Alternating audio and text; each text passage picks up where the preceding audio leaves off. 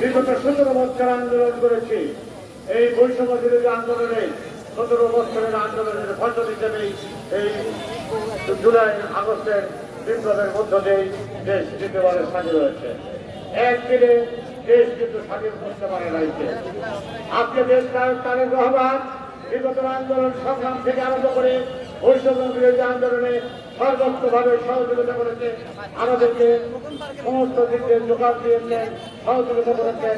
আমরা আমাদের ছাত্র জনগণকে নিয়ে রাজনৈতিক আন্দোলনের মধ্যে দিয়ে আজকে এই 20 হাসিনার সরকার বিতাড়িত হয়েছে। আজকে এককভাবে কৃতিত্ব নেওয়ার জন্য অনেকে চেষ্টা করছেন। এই কৃতিত্ব দেশনেত্রী বেগম খালেদা জিয়ার, দেশের তারেক রহমানের আজকে যে নির্মমভাবে তাদেরকে অত্যাচার করেছে, তারা তাদেরকে এই কৃতিত্ব আমি মনে করি। আমি আমার বক্তব্য দীর্ঘায়িত করবো না।